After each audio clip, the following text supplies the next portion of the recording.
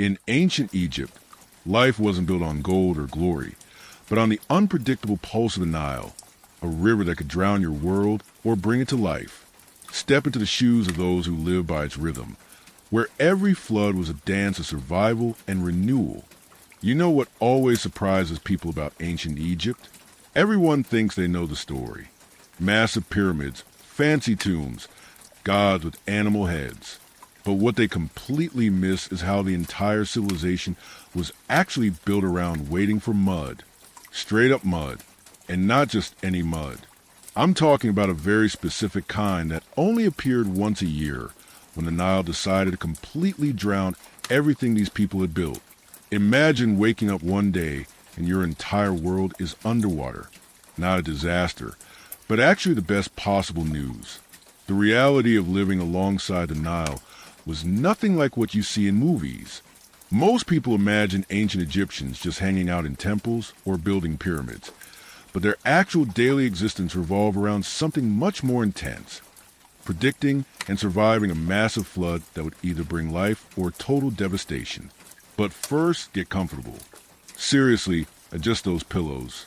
Pull up that blanket, because where we're going, you're going to want to be cozy. So, congratulations. You just woke up in ancient Egypt. Your eyes flutter open to darkness. Not the gentle darkness of your bedroom now, with maybe a hint of streetlight through the blinds. No, this is the pure blackness of a world without electricity. The air is thick with heat, and as you take your first conscious breath, you notice something, a smell, earthy, rich, slightly pungent. It's the scent of wet soil and vegetation of the Nile itself. You're lying on a reed mat, not a memory foam mattress. The ground beneath is packed earth, cool against your back. Through the small window high in a mudbrick wall, you can see the faintest lightening of the sky. Dawn is approaching already. Sounds filter in. Voices calling. The braying of donkeys. The distant splash of water. This isn't some grand palace in Thebes or a noble's villa. You're in a simple home in Elephantine, the island at Egypt's southern border, where the first cataract creates a natural boundary. The building you're in is made entirely of mudbrick with thick walls to keep out the scorching heat of the day. Your home sits higher on the island, safe from the water that will soon rise. You stretch and sit up. Your name is Merit Tatan, and today is perhaps the most important day of your young life. You're 16 years old, and this is the first year you will assist the priest in measuring the Nile's inundation at the Nilometer, the ancient stone gauge that predicts Egypt's fortune for the coming year. The floor feels different under your bare feet, slightly damp. That's new. You pause, heart suddenly racing. Could it be? Has it begun already? A voice calls from outside, meditating. Hurry, it's happening. That's your father, Akhet, chief priest of the Nilometer. You grab a simple white linen kilt and pull it on. No time for washing or eating. If what your father says is true, nothing else matters right now. You step outside into the pre-dawn light. The air hits you like a warm, wet blanket. Despite the early hour, it's already hot. The humidity so thick, you can almost drink it. The narrow street between the mud brick buildings is alive with activity. People are moving with purpose, all headed in the same direction toward the Nilometer. There you are, your father says, appearing at your side. His shaved head gleams with sweat despite the early hour. As a priest, he keeps himself meticulously clean, his body free of hair, his white linen robe spotless. It's starting earlier than we predicted. The waters are rising at the first cataract. You follow him through the winding streets. Other families are emerging from their homes, faces tense with anticipation. Children run ahead, excited by the commotion. This is the moment everyone has been waiting for, praying for. The Nilometer comes into view as you round a corner. It's not an impressive structure, simply a stone staircase leading down into a well connected to the Nile by a small channel. But what it represents is nothing less than life itself. A crowd is already gathered. You recognize the governor standing apart from the common people, his fine linen gleaming white in the growing light, his servants creating a bubble of space around him. The other priests are there too, preparing for ceremony that will mark the beginning of Akhet, the season of inundation. You've heard about this moment your whole life. You've seen the Nilometer before, of course, but this is different. This is the first time you'll witness it in action. The first time you'll be part of the sacred measurement that will determine taxes, food supplies, and possibly survival for the entire kingdom. What most people don't understand about ancient Egypt is that the entire civilization, from the humblest farmer to the divine pharaoh himself, lived and died by the flood. Too little water meant famine. Too much meant destruction. The difference between life and death came down to a few precise markings on stone. Your father leads you past the crowd to the Nilometer itself. Already you can see water seeping into the well, covering the first few steps of the staircase. The king's messenger will be watching. Your father whispers, adjusting your kilt. Whatever number we report will be carried to Memphis, and from there to the palace. The divine one himself will want to know immediately if we will have abundance or less. You swallow hard. The weight of responsibility settles on your shoulders like a stone block. This isn't just some religious ritual. The measurements taken here will determine the tax rate for the entire kingdom. If the Nile rises to 14 cubits, it will be a disaster. Barely enough water to irrigate the fields. If it reaches 16 cubits, the harvest will be abundant and taxes can be higher. The perfect height is 16 cubits. Exactly right, as the saying goes. But if the water reaches 18 cubits or higher, it will be catastrophic. Fields washed away, villages destroyed, lives lost. At 18 cubits, no taxes can be collected because there will be nothing to tax. The crowd falls silent as your father raises his arms. The season of Akhet has begun. He anones. Happy Lord of the fishes and birds of the marshes has arrived. We come to measure his blessing. You've been trained for years for this moment. With steady hands, you help prepare the measuring cord marked with knots at precise intervals.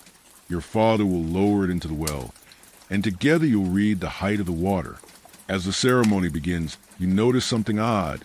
The water is rising faster than normal. Usually, the Nile rises gradually over days. But now, you can actually see the water creeping up the steps minute by minute. Your father notices, too. His face doesn't change. He's too well trained for that. But you catch the flicker of concern in his eyes. He leans close and whispers, "Watch carefully, my son. This is not normal. The gods are sending us a message." The measuring begins. You hold one end of the cord while your father descends the steps until he's ankle deep in the rising water. The crowd watches in tense silence. Everything depends on this moment. Your father makes the measurement, then climbs back up. He gives the governor a slight nod, and relief visibly washes over the official's face. Your father turns to the crowd. 12 cubits already with more to come. Happy brings a strong flood this year. Prepare your fields and your storehouses, for we will have abundance. A cheer rises from the crowd. 12 cubits this early in the season means the flood will likely reach the optimal 16. Not too little, not too much, just right. But as the crowd disperses, your father pulls you aside, his face grave. I told them what they needed to hear. He says quietly, but the truth is more complicated. The water is rising too quickly. If it continues at this rate, we could see 18 cubits or more. Disaster. Then why didn't you tell them? You ask, because panic helps no one, and because I could be wrong. The gods work in mysterious ways.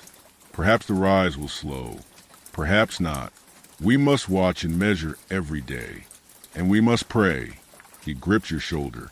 This is the true work of the Nilometer priest.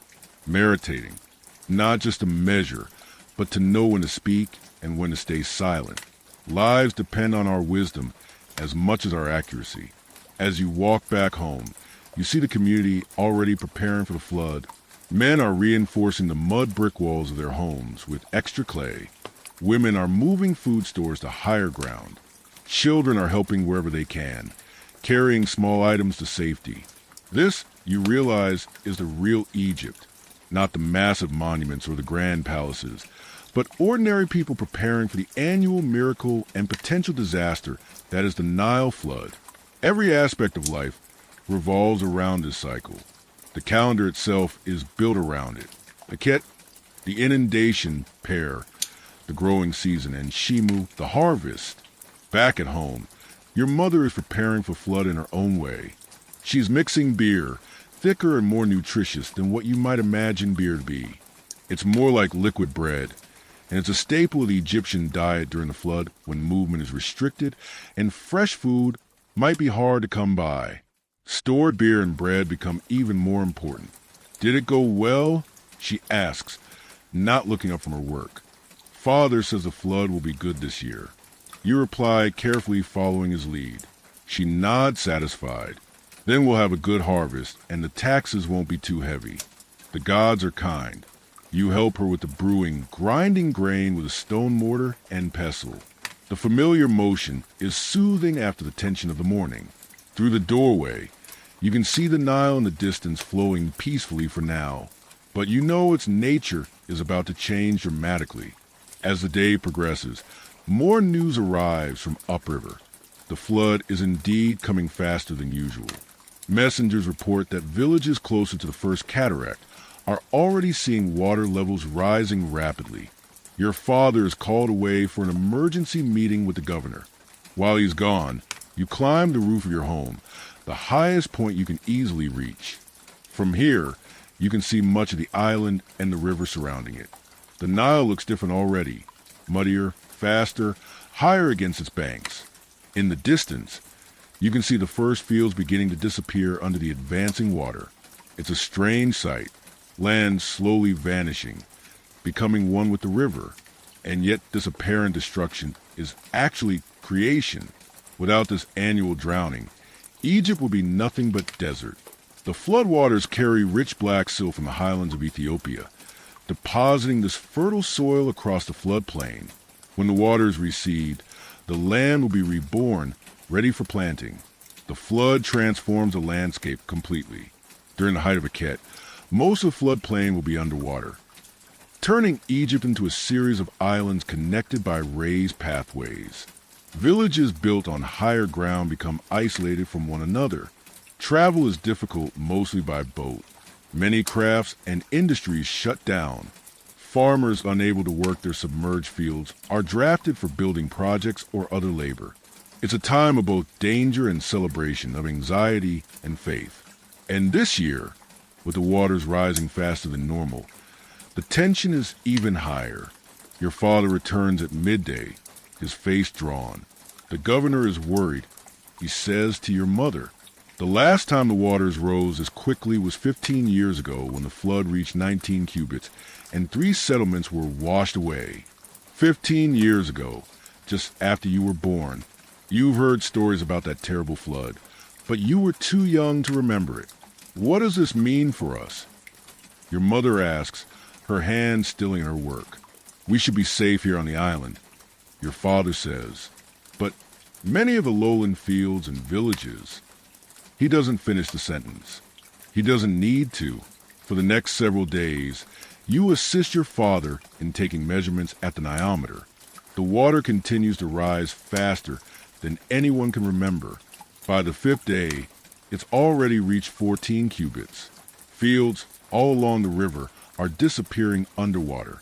But strangely, life goes on. This is Egypt after all. The flood comes every year, and people have adapted. Boats become the primary mode of transportation. Temporary markets spring up on high ground. Children play in the shallower parts of the floodwaters, splashing and laughing despite the danger. One morning, you accompany your father to a meeting with the governor and other officials. The room is tense. Reports have come in from throughout the region, and they're not good. 2 villages near the second cataract have been completely flooded. One official reports. The people escaped, but their homes and most of their possessions are gone. The watermarks at the Temple of Kingdom are already higher than they've been in 20 years, says another. What are we to tell Pharaoh? The governor asks, addressing your father directly. His tax collectors will be making their plans based on our reports. Your father takes a deep breath. Tell him the truth. The flood is unusually high. Taxes should be adjusted accordingly. Some regions will produce nothing this year. Others may have the best harvest in a generation if their irrigation systems survive to channel the receding waters properly. The governor nods grimly. And what of the people? There are already refugees arriving from flooded villages. They must be housed and fed. Your father says firmly, it is the will of Happy. Those who are blessed with safety must share with those who are not. Next year it could be a seeking shelter. You realize something important in that moment. The Nilometer isn't just a tool for measuring water. It's a measure of society itself, of how Egypt responds to crisis, of how people treat one another when the flood brings either abundance or disaster. As you leave the meeting, your father points to a massive stone structure in the distance, a granary where surplus grain is stored. See that? He says, it was built after the great flood of your birth year. The previous one was washed away after the disaster. The divine pharaoh decreed that new granaries should be built on higher ground throughout Egypt. Each district now maintains a reserve large enough to feed its people for 2 years if necessary. 2 years, you ask? Impressed? Yes, because sometimes a flood fails 2 years in a row. Without those reserves, everyone would starve.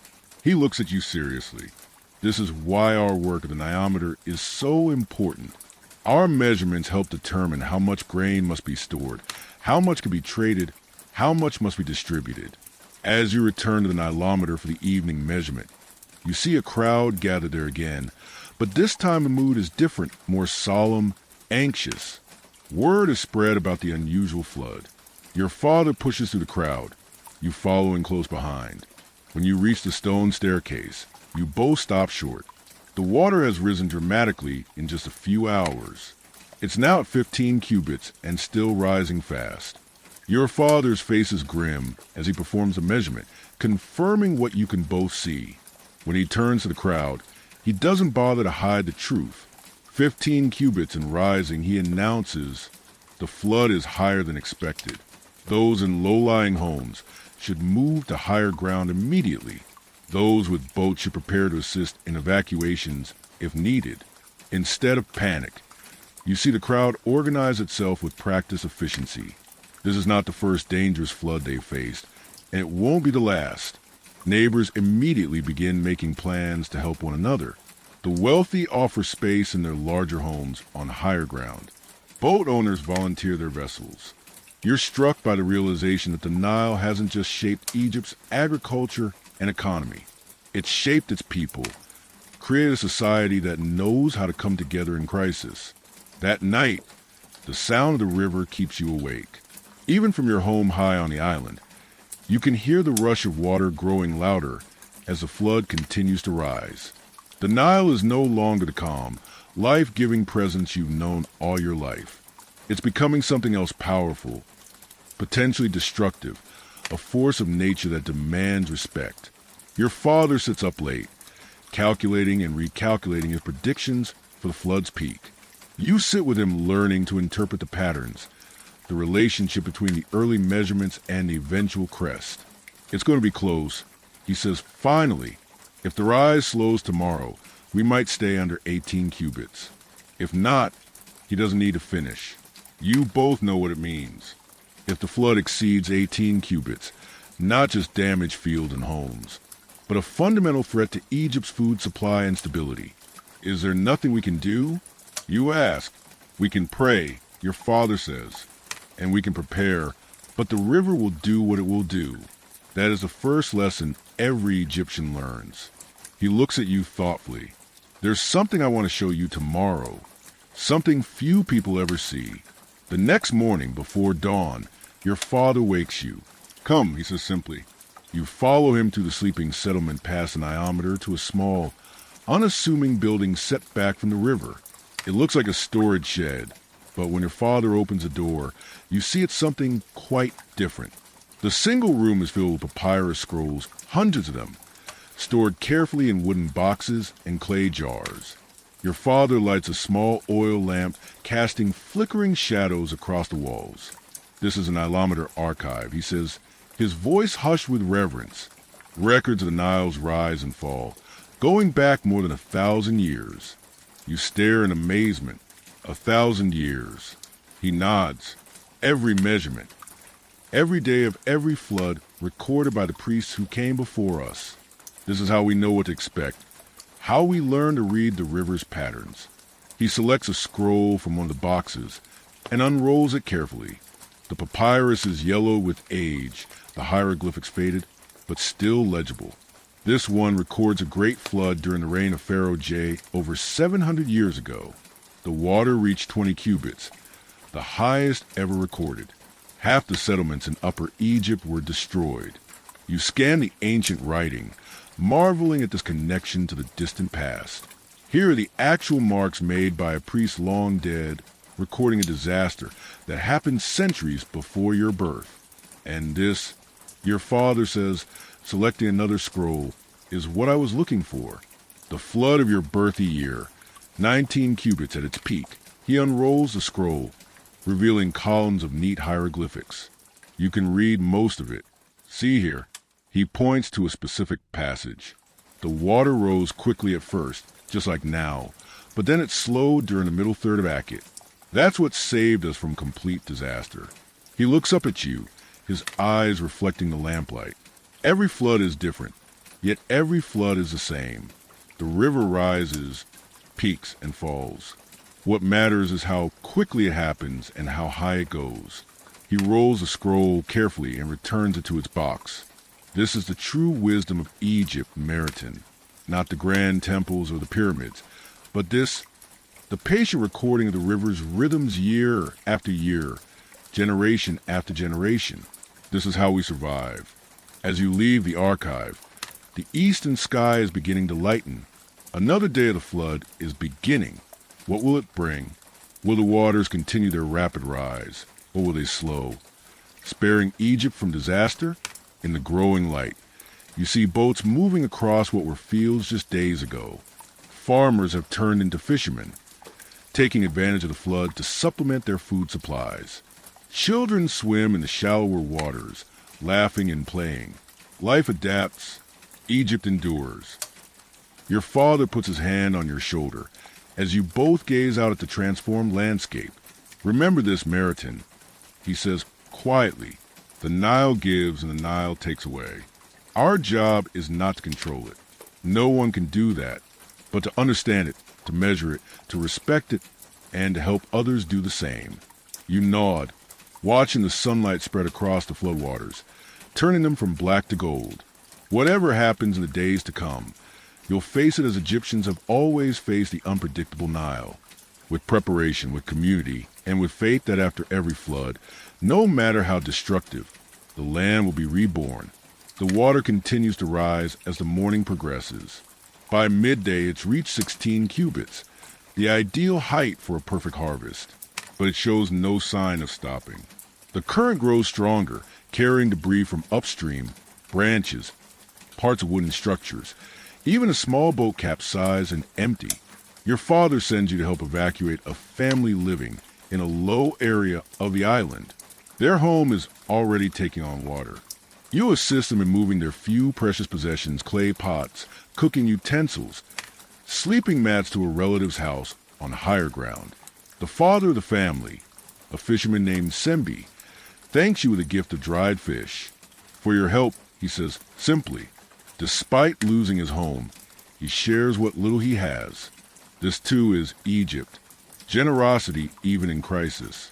When you return to the Nilometer in the evening, the water has risen to almost 17 cubits. The crowd is larger now, tense and watchful. Everyone knows that 18 cubits is the threshold between difficulty and disaster. Your father performs a measurement with the same careful precision he always shows, but you can see the strain in his face when he announces 16 cubits and 4 palms. A murmur runs through the crowd. So close to the danger point already, and the flood has just begun. That night you can't sleep. The sound of the river fills your ears, and your mind is full of images from the day. The submerged fields, the evacuated homes, the faces of the people balancing between hope and fear. You slip out of your sleeping mat and climb to the roof of your home. In the moonlight, the floodwaters seem to glow with an inner light. The transformed landscape is both beautiful and terrifying.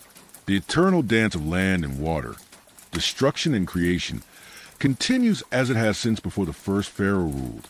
Tomorrow you'll measure the waters again. Tomorrow you'll help those in need.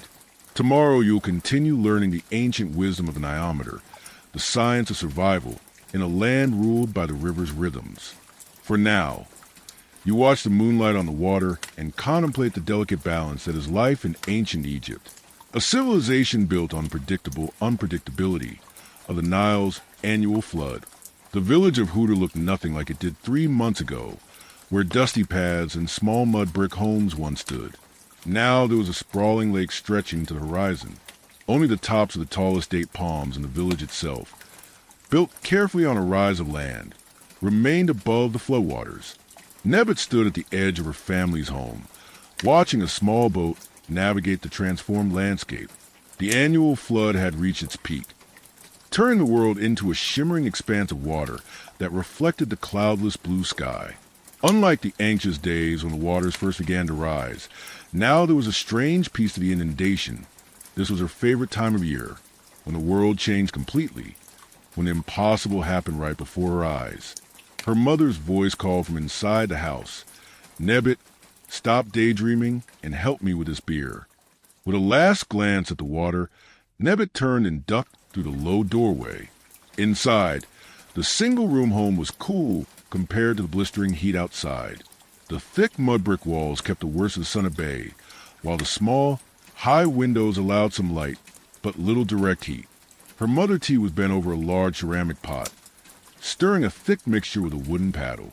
The unmistakable sour smell of fermenting grain filled the air. "Here," T said, handing Nebet the paddle.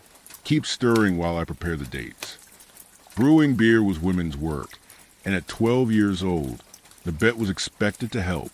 Unlike the thin, bitter beer you might know, ancient Egyptian beer was thick, sweet, and nutritious, more like liquid bread than a modern beverage. It was a staple food consumed by everyone from toddlers to elders. "The dates will make it sweeter," her mother explained, though Nebet already knew this. "We need to make this batch special." For the Feast of Happy, Nebet asked, continuing to stir the thick mixture.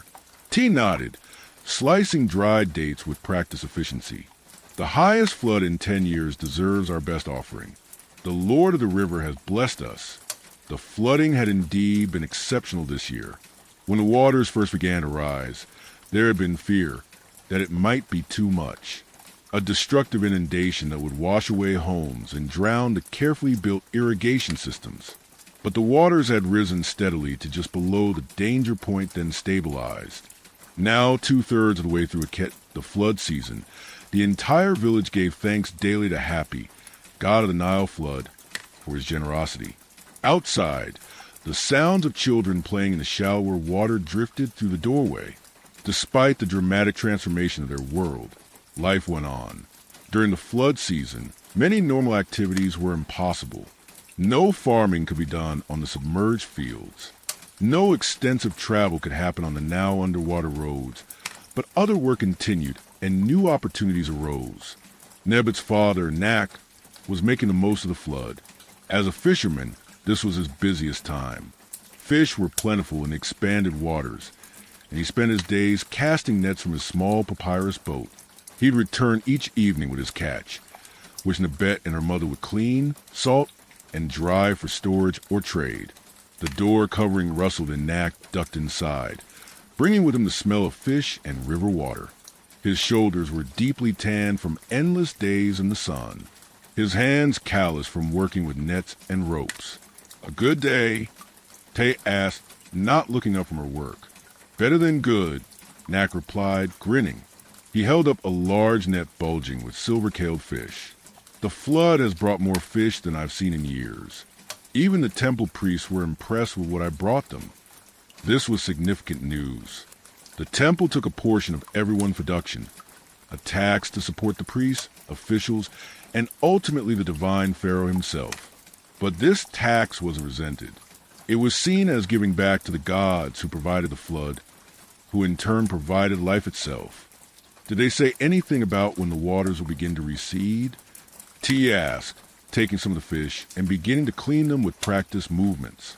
The Nilometer at the temple shows the water has stopped rising, and said, "The priests say if the pattern follows previous years, we'll see the land begin to emerge in about 20 days. Nebbit looked up from her stirring. 20 days until we can see our field again. Her father nodded, and then the real work begins.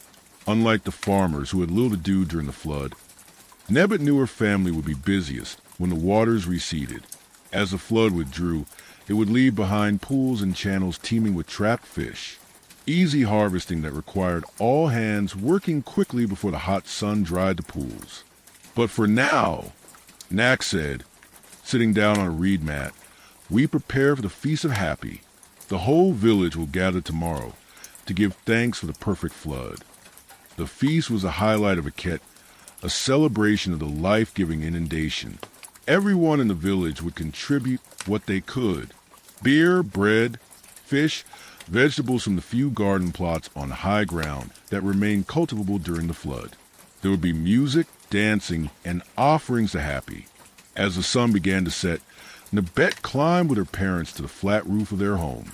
Many families in the village did the same each evening, seeking the cooler air and the spectacular view. From this vantage point, they could see the entire transformed landscape, the vast expanse of water dotted with the tops of palm trees, and the islands that were once the highest points of the land. Small boats moved across the water, fishermen returning home, or people visiting neighbors in nearby villages. In the distance, Nebbet could make out the temple complex built on the highest ground, and now surrounded by water like a fortress.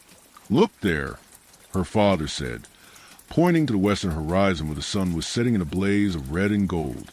When the sun sets like that, so red it means Happy is pleased with our offerings. And will the harvest be good? Nebbet asked, though she knew the answer. It was a ritual question, part of the reassurance they all sought during this time of waiting. The best in years, her father confirmed. The silt will be thick and black, perfect for planting.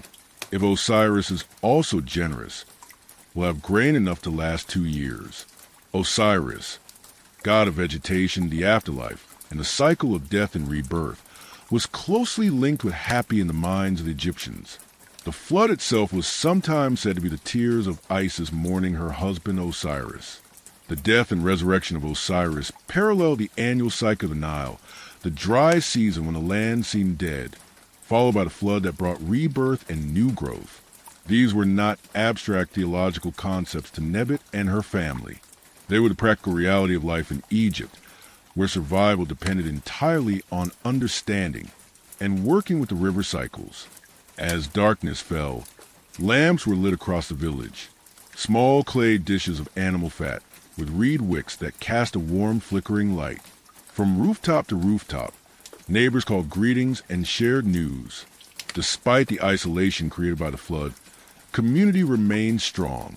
"Nate, will you bring that big and wild fish to feast tomorrow?" called a voice from a nearby roof. "If my wife leaves me any to bring," Nak called back, and laughter rippled across the darkening rooftops. These evening gatherings were a special feature of the flood season. During the rest of the year, everyone was too busy with fieldwork to socialize much after dark. But Akhet brought a different rhythm. Fishing in the morning, preparing food and crafts during the hot afternoon, and community gathering in the evening. Eventually, as the stars emerged in full brilliance, not dimmed by any artificial light, families began to descend back into their homes for the night. Nebbet lingered a moment longer, watching the moon rise over the floodwaters, turning them to silver. Tomorrow would be the feast, but the day after would bring something she'd been looking forward to even more. Her turn to accompany her older brother, Akhet, to the distant market. During the flood, regular market days in the village square were impossible. Instead, floating markets were established at strategic points where boats from different villages could gather to trade. These markets were vital for exchanging not just goods but news.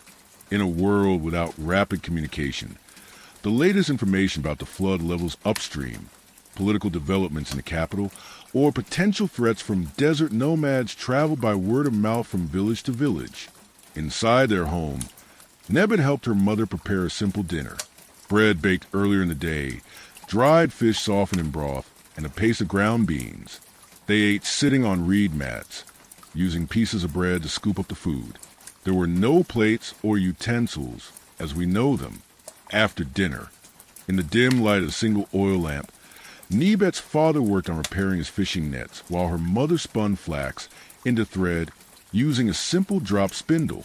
Nebet practiced her weaving on a small loom, another skill all Egyptian girls were expected to master.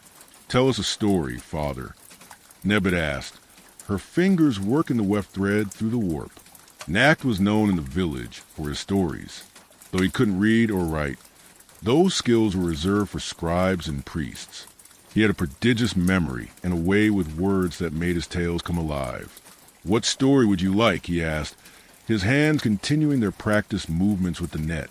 "Tell about the time before the Nilometer, when no one knew if the flood would be good or bad," Nebet requested. It was one of her favorites, though she suspected parts of it were more legend than history. Nakht smiled. A good choice for the eve of the Feast of Happy. He cleared his throat and began in the rhythmic voice he used for storytelling. "Long ago, before the first kings united the two lands, before the first stone was laid for any temple, the people of the Nile lived in fear each year as Akhet approached, for they had no Nilometer to measure the flood, no records of past years to guide them, no priest to interpret the signs." His voice dropped dramatically. Each year was a mystery. Would Happy bring life-giving water, or would he bring destruction? Would the fields be nourished by rich silt, or would they remain dry and barren? No one knew until the waters came. Nebet's hands stilled on her weaving as she listened, though she'd heard the story many times before. In those days there lived a wise woman named Nekhbet in a village much like ours. She watched the river more carefully than anyone, noting how the water birds behaved before flood, how the crocodiles moved their nests, how the very air smelled different as it approached. Year after year, Nekhbet observed and remembered. When she became very old, she called the people of her village together and told them what she had learned. Watch for the bright star Su rising just before the sun. When you see it, the flood will come within 5 days. Watch the color of the first floodwaters. If they are very red, the flood will be high. If they are more brown, it will be lower. The people listened to Nekhbet and found that her signs were true. They began to prepare for each flood according to the signs, building their homes higher when a great flood was coming, digging deeper irrigation channels when a low flood was expected. Word of Nekhbet's wisdom spread up and down the river. Soon every village had watchers who studied the signs. And when the first kings united Egypt and the first temples were built, the priests created the Nilometers, stone stairs descending into the river marked with cubits and palms to measure precisely what Nekhbet had taught the people to observe. Nakht's voice returned to normal, and that is why even today we watch for the star Su and observe the color of the first floodwaters, just as our ancestors did in the time before the Nilometer. Nebet smiled. She loved how the story connected her to countless generations who had lived by the same river, observed the same cycles, and depended on the same flood. "Is the story true, father?" she asked, knowing his answer, but playing her part in the ritual. "All stories contain truth," he replied, as he always did. Whether Nekhbet was one woman or the collective wisdom of many, the signs she taught are real. We still use them today alongside the Nilometer. As the lamp burned low, the family prepared for sleep. There were no beds as we would recognize them. Simply reed mats rolled out on the packed earth floor. During the hottest nights, like tonight, many people chose to sleep on the roof instead, where the air was cooler. Nebet carried her sleeping mat up to the roof, spreading it out beneath the star-filled sky. All around the village, other families were doing the same. The air was still warm, but much more comfortable than inside the house. As she lay looking up at the stars, Nebet thought about the feast tomorrow. She would wear her best linen dress, simple by our standards, but the finest her family could afford. There would be music played on flutes and drums, dancing, and so much food. The whole village would gather in the temple courtyard, the highest point of land, to give thanks to Happy for the perfect flood. The thought of the feast must have followed her into sleep, because she dreamed of dancing to flute music, the waters of the Nile sparkling around her feet. In her dream, the river god himself rose from the waters, a blue-skinned figure with a pot belly and pendulous breeze crowned with papyrus plants exactly as he was depicted in the temple paintings. Happy blesses those who respect the river, the god said in her dream. Remember this, little one. She woke at dawn to the sounds of the village coming to life. Voices calling, birds singing, the splash of boats being launched for early morning fishing. Today was the Feast of Happy, and there was much to prepare. Her mother was already up putting the finishing touches on the special beer they would contribute to the feast. The dates had given it a rich sweetness, and the aroma filled their small home. Come, help me strain this, Tai called, and Nebbit hurried to assist. Together, they poured the thick liquid through a fine mesh cloth into large clay jars that would be carried to the temple. Meanwhile, her father had brought in his early morning catch, more fish that would be quickly cleaned and cooked for the feast. Nothing would be wasted. Even the entrails would be used as fertilizer for the garden plots. The whole village is preparing, Knack reported as he handed over his catch. I've never seen so many boats out this early. Everyone wants to contribute something special for the feast. By mid-morning, the preparations were complete.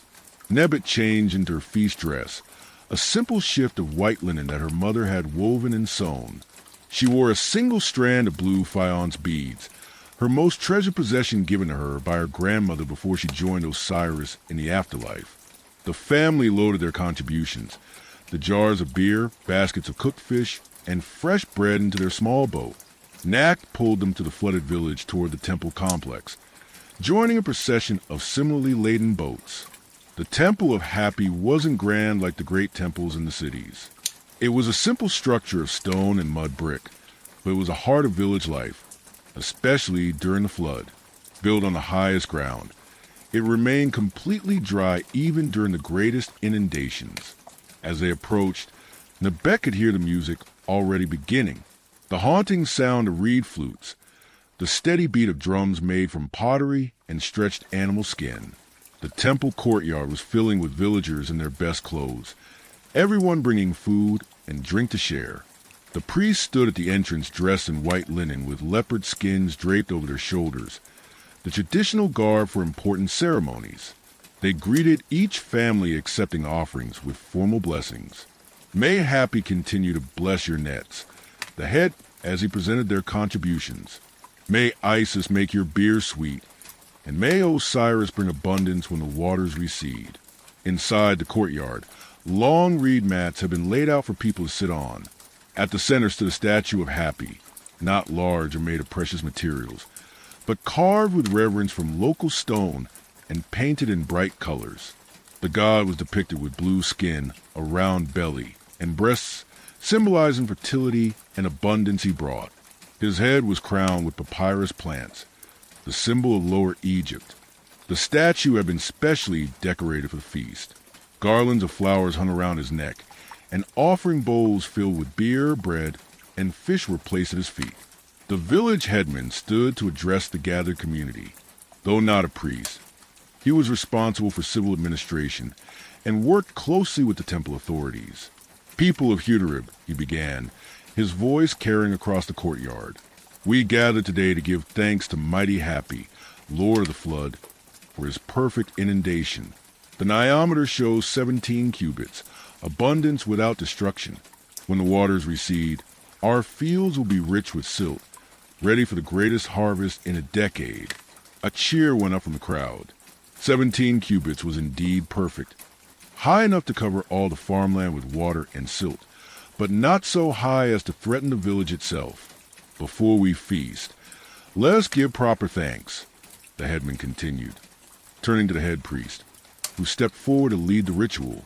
What followed was both religious ceremony and community celebration. The priest recited formal prayers, his words ancient and somewhat difficult even for native speakers to fully understand, like an English speaker trying to follow Shakespeare. But everyone knew the general meaning and when to respond with the traditional phrases. Hail to you happy who emerges from the earth, who comes to nourish Egypt. The priest end, we give thanks for your blessing. The villagers responded in unison. The priest poured a libation of beer before the statue, letting it flow onto the ground. Drink happy that you may continue to feed us with your waters. Then came the offering of bread and fish placed ceremonially before the statue, while the priest recited more prayers. Finally, the formal part of the ceremony concluded and the feasting began. Servants of the temple distributed food and drink to everyone present. Social distinctions remained. The village elite sat closest to the statue, while ordinary farmers, fishermen, and craftspeople sat further away. But everyone shared in abundance. Musicians played more lively tunes now, and some people began to dance. Children ran and played games in the open spaces of the courtyard. The atmosphere was one of genuine joy and thanksgiving. Nebet sat with her family, enjoying the special feast foods. Bread made with honey, fish prepared with rare spices, vegetables grown in the temple gardens that remained above water during flood. Beer flowed freely, though it was nothing like modern alcohol, more nutritious than intoxicating, though still mildly fermented. As the feast progressed, she noticed a group of strangers being welcomed by the headman. They had arrived in a larger boat than any in the village, traders from down river bringing news and goods from the larger world. These traders were a common sight during Akhet, with normal farming activities suspended. The flood season was the perfect time for commerce. Boats could travel directly across the floodplain, taking shortcuts impossible during the dry season when they were confined to the river proper and canals. "They've come from Memphis," someone nearby whispered excitedly. Memphis, the ancient capital near modern Cairo, was a major city that most villagers would never see in their lifetime. News from such a place was precious. Nebut watched as the traders presented gifts to the headmen and priests, luxury items from the city that would have been unaffordable for ordinary villages.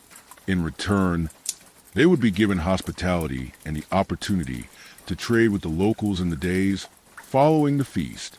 She couldn't wait to visit the floating market where these traders would set up tomorrow. Perhaps they had beads like hers, or even the precious black coal that wealthy women use to line their eyes. The receding floodwaters revealed a transformed landscape. What had been a vast lake just weeks before was now a patchwork of wet, glistening mud and lingering pools. The rich black silt left behind by the flood, Kemet, the black land which gave Egypt its name, covered everything in a layer of fertility. Parton Merit wiped sweat from his brow and straightened his aching back like thousands of other men across Egypt. He had been drafted for the most important work of Ladet, repairing and rebuilding the irrigation canals before the waters disappeared completely. All around him, men labored with wooden hoes and reed baskets, digging channels through the soft mud. The sun beat down mercilessly, turning the damp ground into a steaming sauna. But despite the heat and the backbreaking work, there was an atmosphere of purpose and even camaraderie among the laborers. Everyone understood what was at stake. If they failed to properly channel the receding floodwaters, the miracle of the Nile's bounty would be wasted. "Put your back into it, farmer," called the overseer, a local official named Aminope, who carried a thin stick as a symbol of authority. "The water won't wait for lazy men." Patton Merit didn't bother to respond. At 42, he was older than most of the laborers and had been through enough floods to know the rhythm of this work. The overseer's bluster was just part of the process, like the heat and the mud and the aching muscles. He plunged his wooden hoe back into the mud, carving out another section of the canal that would direct water to his village's fields. This wasn't optional work. Every able-bodied man was required to serve in the core of the labor system for a certain number of days each year. It was their tax, their contribution to the community, and ultimately to the divine pharaoh himself. During most of the year, Patton Merit was a farmer tending his fields of barley and flax. But during late Akhet, he became a canal digger. His knowledge of the land, which areas drained quickly and which held water, where the soil was richest and where it was more sandy, made him valuable to the canal-building effort. "Water's coming," someone shouted from further up the canal. The men straightened and watched as a small surge of water flowed down the channel they'd been digging. This was the moment of truth. Would their work hold? Would the water follow the path they'd created? The muddy water flowed smoothly through the new section, picking up speed as it found the carefully calculated slope. A cheer went up from the workers. This branch of the canal system was working as designed. Amenopi nodded with satisfaction. "Good. Now we can move to the secondary channel. Bring your tools and follow me." The men gathered their simple implements and trudged after the overseer, leaving behind the now flowing canal. As they walked, Patton Merit found himself alongside User 8, a younger man from a neighboring village. "How many more days of service do you have?" User 8 asked, adjusting the wooden hoe on his shoulder. "3 more after day," Patton Merit replied. "And you?" "5. It's my first year with full service obligations." User looked around at the vast project underway across the floodplain. "I never realized how much work goes into the canals." Patton nodded. "Most don't until they serve their time. But without this," he gestured to the complex network of channels being dug across the landscape, "none of us would eat." The canal system was the true marvel of Egyptian civilization, more impressive in its way than the temples and pyramids. Every year after the flood, this entire infrastructure had to be rebuilt. Thousands of kilometers of waterways from major arteries that could float boats to tiny capillaries that delivered water to individual fields. Without this system, the flood waters would simply drain back into the river, leaving most of the land dry within weeks. With it, farmers could control exactly how much water reached their fields and when, extending the growing season and maximizing yields. Here, Amenup said, stopping at an unmarked patch of mud that looked identical to surrounding landscape. "The secondary channel begins here and runs to those palms in the distance." How did he know? There were no visible markers, no signs that a canal had ever existed here. But Patton Merit knew the answer. The overseer carried a papyrus scroll, the canal map for this district created and maintained by scribes over generations. Every channel was recorded, its dimensions and direction precisely noted. The men set to work again, digging a new channel according to Amenop's directions. The overseer paced back and forth, occasionally consulting his scroll and using a measuring cord to check the width and depth of the excavation. Canal building was an exact science. The slope had to be just right, too steep, and the water would flow too fast, eroding the banks. Too shallow and would stagnate, creating breeding ground for disease-carrying insects. The width and depth had to match the volume of water expected, and the entire system had to work together with main channels feeding secondary ones, which in turn fed the smallest field ditches. By midday, the heat was almost unbearable. The workers were given a brief rest, gathering in what little shade could be found under a cluster of date palms. They drank water from clay jars and ate a simple meal of bread and onions. "When I was a boy," Patton Merit said to us and some of the other younger men, "my father told me that in the old days they used to divert entire branches of the Nile to create new farmland." "Is that possible?" one young man asked, eyes wide. Patton Merit nodded with enough men and the right knowledge. "Yes, the old kings did it. They turned desert into fields by changing the course of the river itself. Could we do that now?" User had wondered, perhaps if the divine pharaoh commanded it. But our task is more modest to make sure the water from this flood reaches all the existing fields before it's lost to the sea. After the brief rest, work resumed. The afternoon brought a new challenge, a section where the ground was less cooperative, more sandy than silty. Here, the canal walls kept collapsing as soon as they were dug. Amenopi conferred with the older workers, including Patton Merit. "We need to reinforce this section," the overseer decided. "Bring palm fronds and mud bricks." This was a common solution for unstable sections. The palm fronds would be woven into mats and used to line the canal walls, then covered with a layer of mud bricks. It was more labor-intensive than simply digging through good soil, but necessary to ensure the canal would last through the growing season.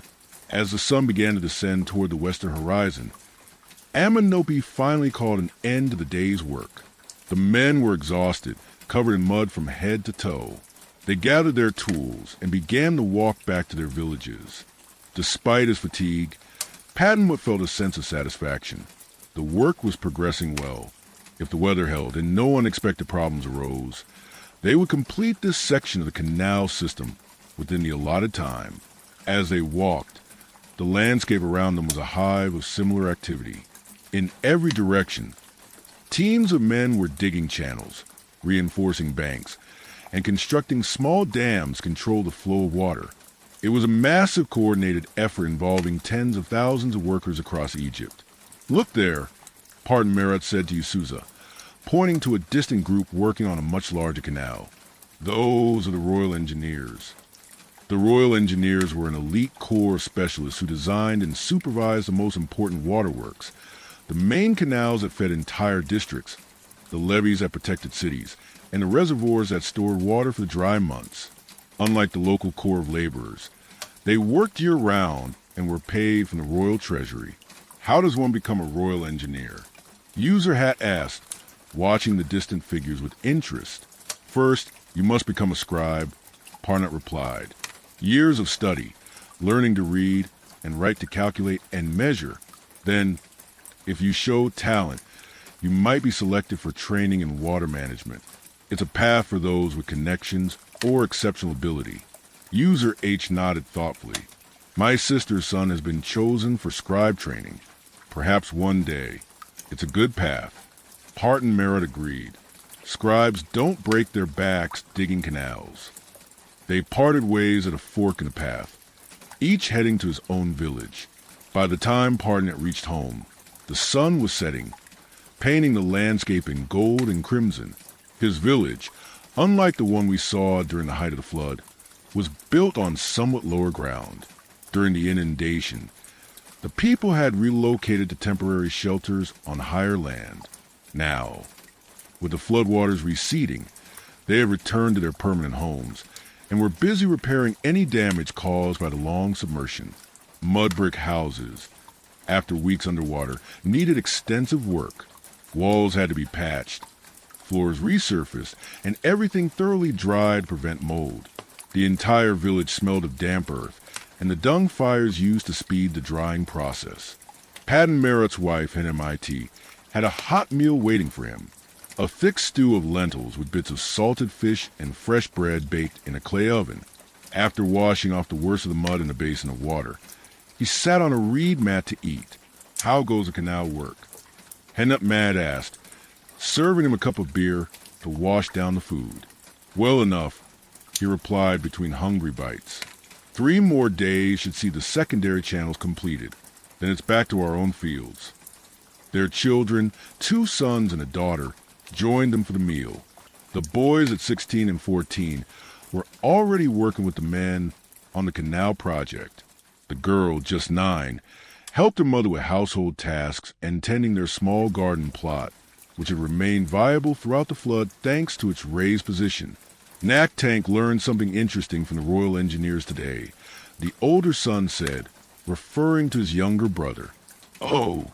Partnet looked at his younger son with interest. The boy nodded eagerly. "They use a tool called a merket to make sure the canals are level. It's like a plumb line, but they use it with water to find the true level." Parton Merit smiled. His younger son had always been fascinated by tools and how things worked. The Royal Engineers have many such tools.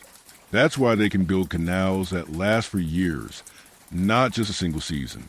After the meal, despite his exhaustion, Parton Merit took a walk through the village. As a respected elder, he had responsibilities beyond his own household. He checked on an elderly neighbor whose son was away serving in the army, made sure a recent widow had helped repair her roof, and stopped to discuss the canal progress with the village headman. The headman, A stout man named Mahu, who served as a link between the village and the district officials, was concerned. The overseer says we're behind schedule, he told Patanmut. If the channels aren't ready when the last floodwaters recede, we'll lose precious growing time. We've faced worse, Patan Merit reassured him. Remember the year of the Great Flood, when half the dikes washed away? We still managed to plant before pay was half over. Parade the growing season followed Akhet in the Egyptian calendar. It was a time when crops were sown and tended, lasting roughly from November to February. After parade came Shimu, the harvest season from March to June.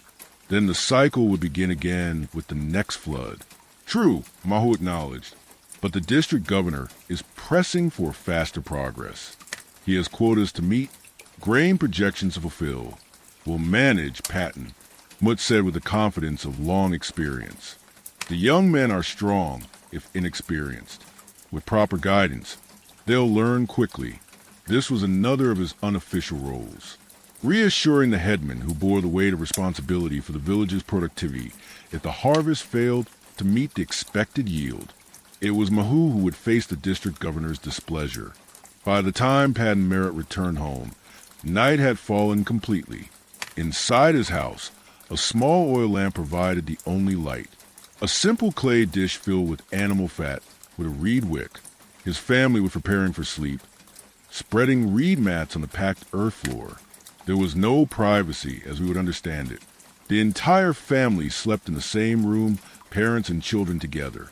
This was normal in Egyptian village homes, which typically consisted of just 1 or 2 rooms plus a small courtyard. Despite his exhaustion, Patan Merit found it hard to fall asleep.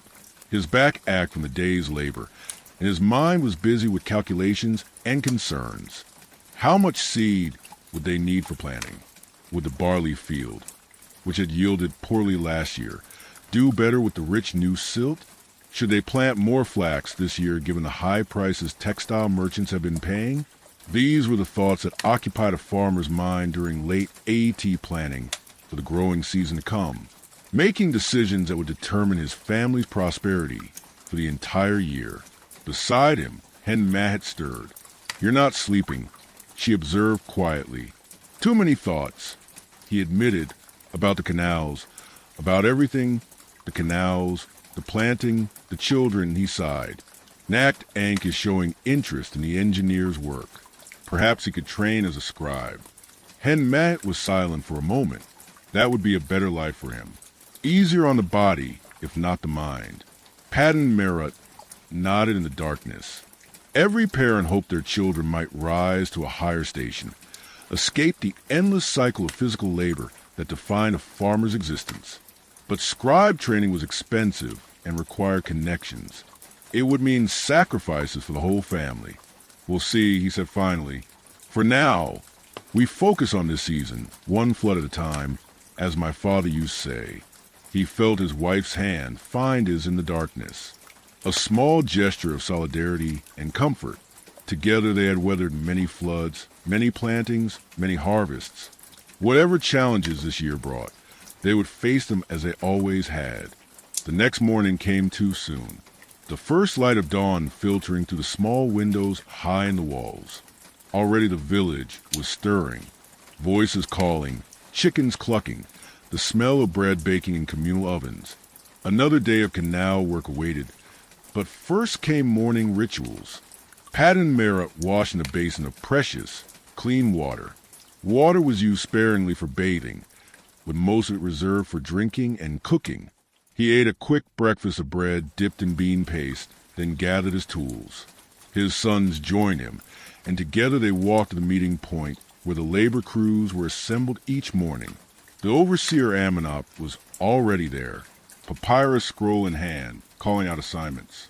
North Section crew continued the secondary channel from yesterday. He ordered South Section begin the field channels for the barley lands. East Section reinforced the main canal bank, where it's showing weakness. Patan Merit and his sons were assigned to the East Section, along with Userhead and several other men from neighboring villages.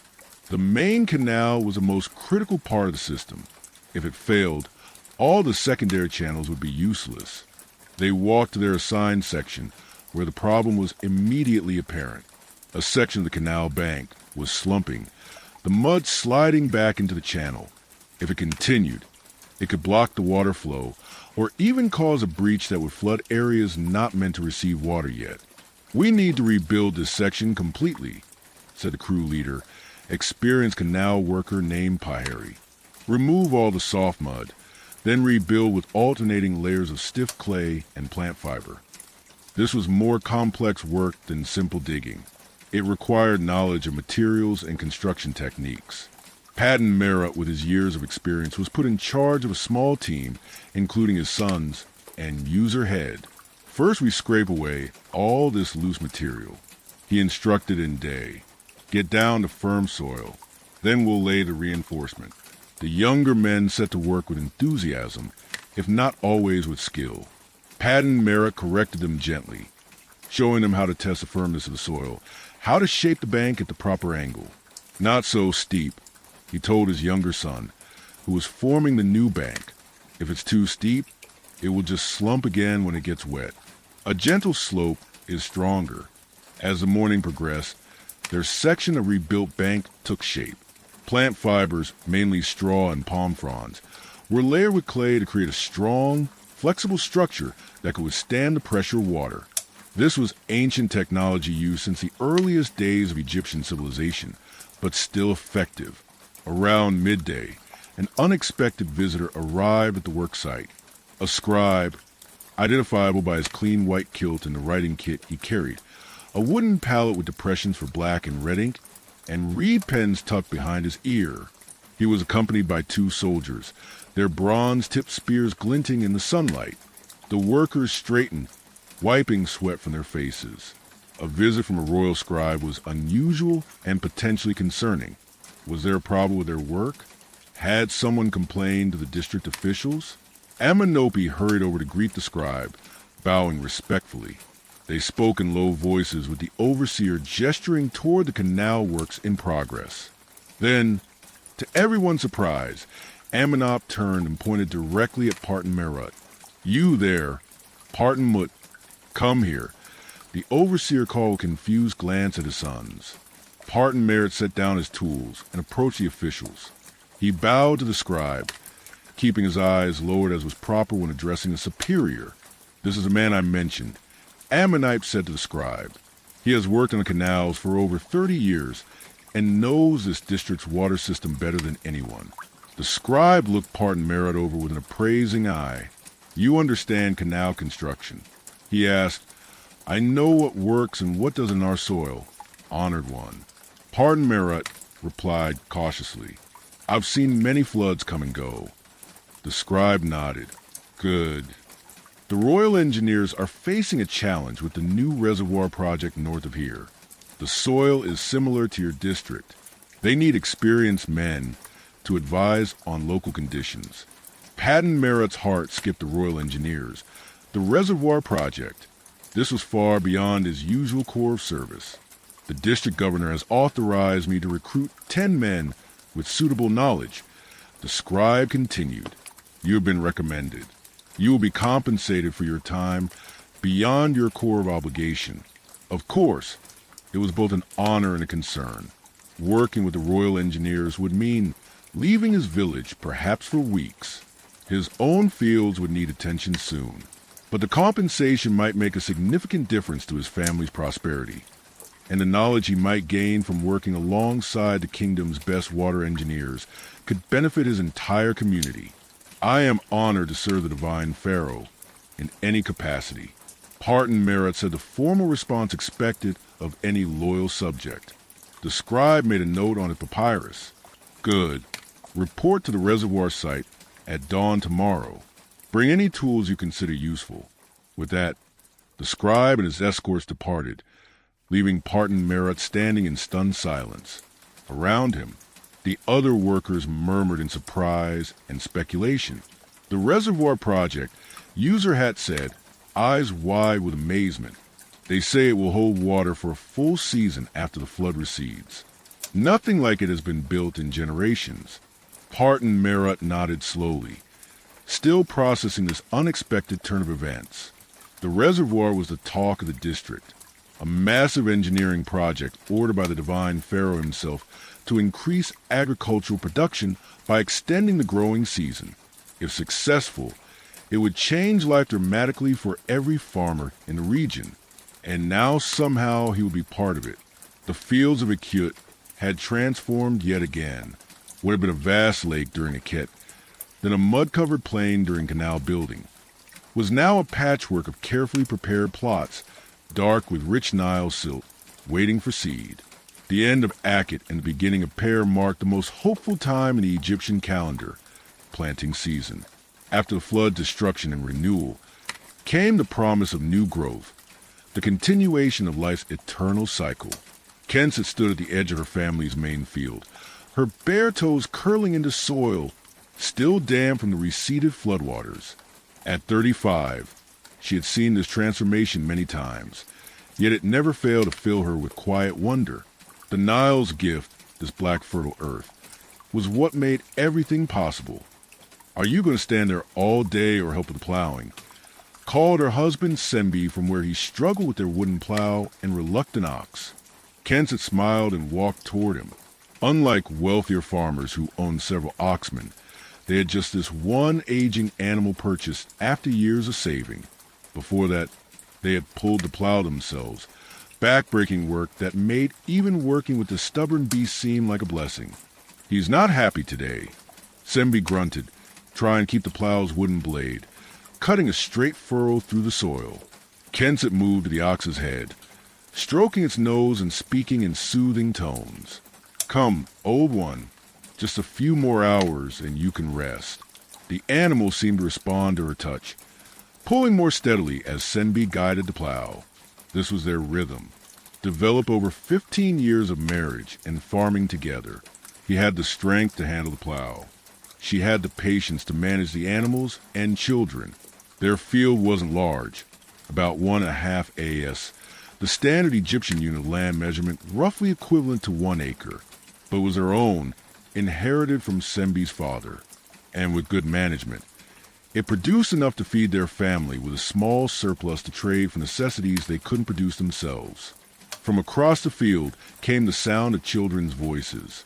Their 3 youngest, 2 boys and a girl, were supposed to be clearing the last debris left by the flood from the field edges. But from the laughter and splashing, Kensett suspected they had found a puddle to play in instead. Their oldest son, Akhet, wasn't with the younger children. At 16, he was considered a man with adult responsibilities. He had been sent to the village seed storage to collect their planting grain, barley, and emma wheat that had been carefully preserved from the previous year's harvest. The seeds were precious. Each spring, the best portion of the harvest was set aside for the next year's planting. The village maintained a communal seed storage, a mud brick structure with thick walls and a raised floor that kept the grain dry and safe from rodents. Each family seed allocation was recorded by the village scribe and distributed when the fields were ready for planting. As they worked their way across the field, Kensett occasionally straightened to ease her back, looking around at the bustling activity across the floodplain. Every family was engaged in the same urgent work, preparing fields while the soil remained at the perfect consistency for planting. Too wet and the seeds might rot, too dry and the soil would be too hard to work effectively. "Look," she said to Sembi, pointing to a neighboring field where a wealthier farmer directed several servants operating 2 plows. Epur has new plows with bronze tips. Sembi glanced up briefly, then returned his work. Bronze plows are for those who have more silver than sense. Wood works well enough if you keep it sharp. His tone was light, but Kensett knew the reality behind his words. Bronze tools were far beyond their means. Like most farmers, they made do with implements of wood, stone, and occasionally copper for smaller tools. The wooden plow Sembi used was the same basic design Egyptian farmers had been using for thousands of years, a simple share attached to poles that controlled its depth and direction. Despite its simplicity, the plow was effective, turning the rich soil to prepare for seed. The flood had done most of the hard work already, softening the earth and depositing a fresh layer of fertile silt. Unlike farmers in other lands who had to add manure or other fertilizers to their fields, Egyptians received a free application of nature's best fertilizer every year, courtesy of the Nile. Mother, father, look who's coming. Their youngest daughter, Nefertari, came running across the field, her dark eyes wide with excitement. Following more sedately behind her was Amenhat, carrying a large basket on his shoulder. Beside him walked an unexpected figure, Patan Merit, the respected elder who had been recruited to work with the Royal Engineers on the reservoir project. Sembi stopped the plow, giving the ox a moment's rest as the visitors approached. Kensett brushed soil from her hands and straightened her simple linen dress. Patan Merit honors our field, Sembi said, inclining his head respectfully to the elder. What brings you to our humble plot when the Royal Engineers surely need your wisdom? The older man smiled, the corners of his eyes crinkling. The reservoir work proceeds, but I was given 2 days to attend to my own affairs. I saw your son at the seed storage and thought I would walk with him. It's been too long since I inspected the fields in this part of our district. This was a polite fiction. Everyone knew that Patan Merit was making rounds of the village farms, sharing what he had learned from the Royal Engineers. His knowledge was a gift to the community, more valuable than any physical object he could have brought. A Menem hat set down his basket, revealing the golden-brown grain inside. They're planting seed for this season. Kensett felt the familiar mix of hope and anxiety that came with every planting. Those small, hard kernels represented their future. If they sprouted and grew well, the family would eat. If not, she pushed the thought away. The engineers have shown me a new method for preparing seed, Patan Merit said, kneeling beside the basket. They soak it in river water mixed with natron for 1 night before planting. They claim it makes the seed sprout more quickly and deters pests. Natron, a naturally occurring mineral salt collected from dried lake beds, was used for everything from preserving mummies to cleaning teeth. That it might help crops was a new idea, at least to the farmers of Esenuit. Does it work? Sembi asked, practical as always. The royal fields show promising results, Patan Merit replied. I've brought a small amount of natron to share. He produced a linen pouch from his belt, enough for your seed if you wish to try. This was a generous gift. While not rare, natron had to be traded for, and Patan Merit was sharing knowledge and materials he could have kept for his own fields.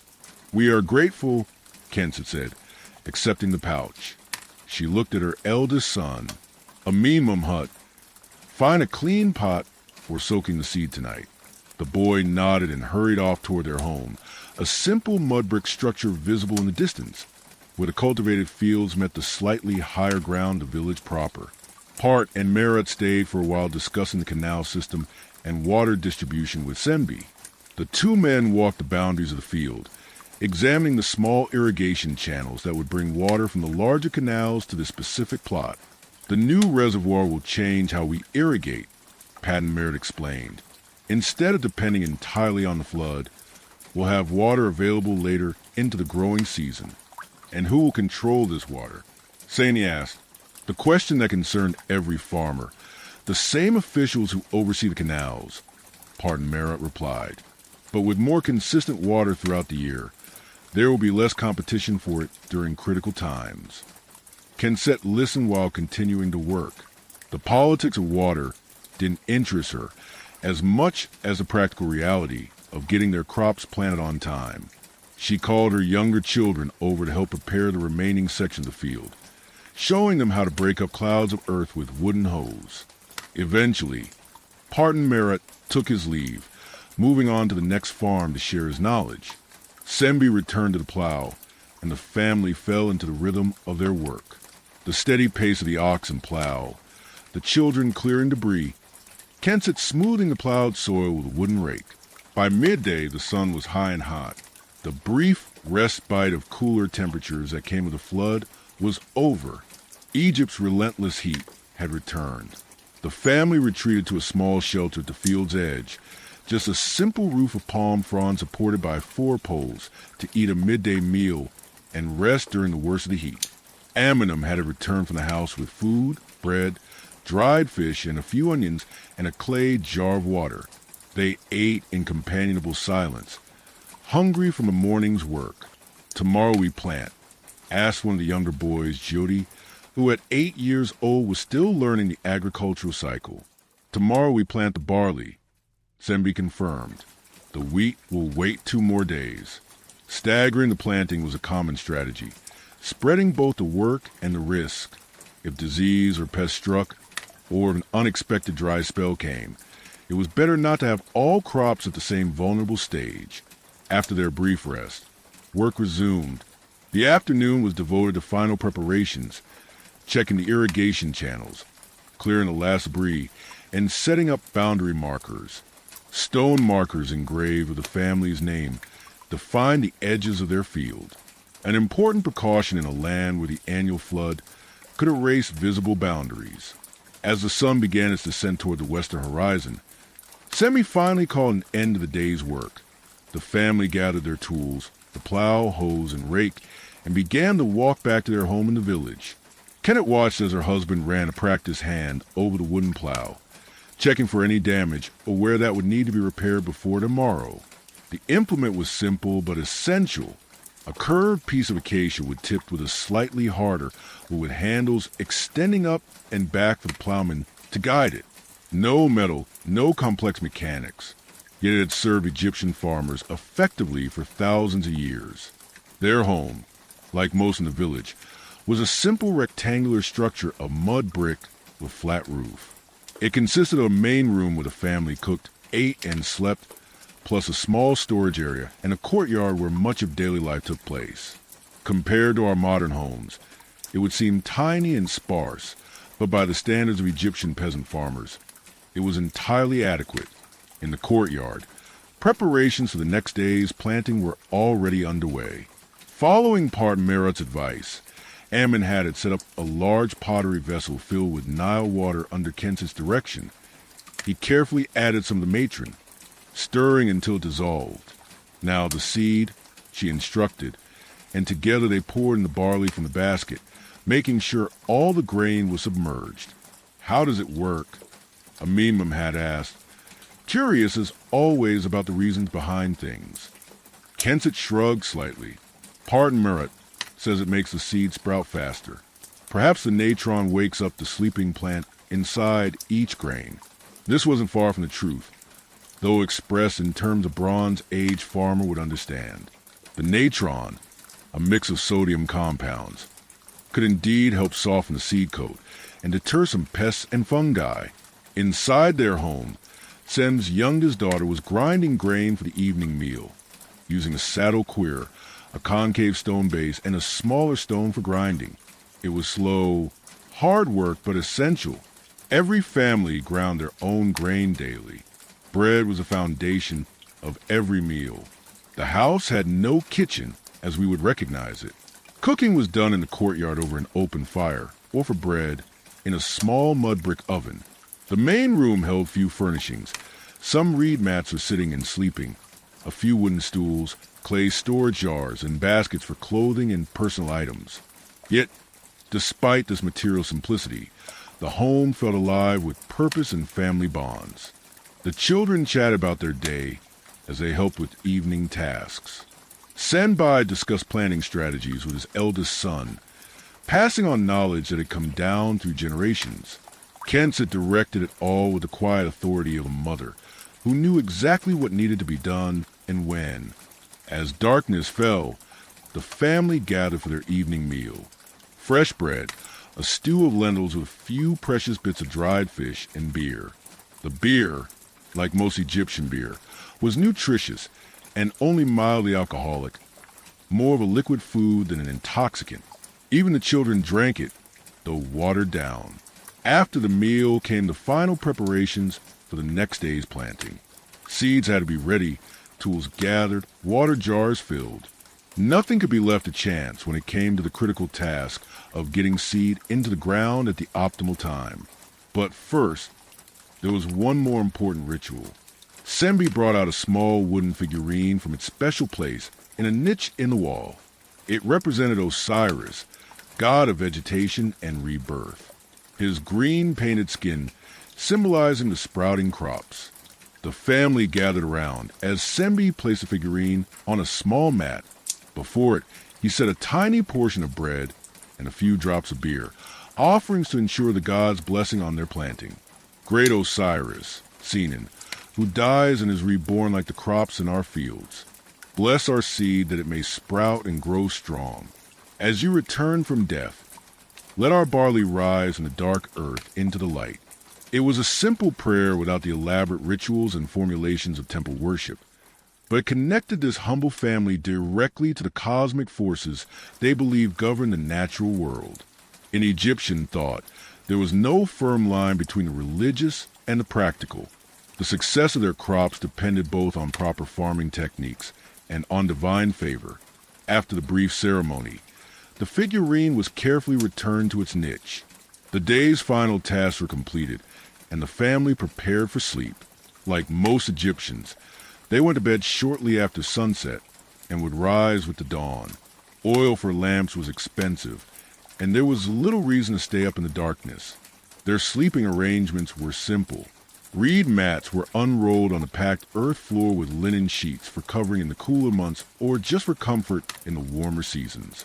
There were no separate bedrooms. The entire family slept in the main room, parents and children together.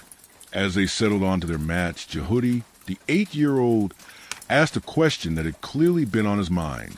"Father, why do we plant some seeds and eat others?" They looked the same. Sani smiled in the darkness. It was a good question, showing the boy was thinking about the world around him. "The seeds we plant are chosen carefully," he explained.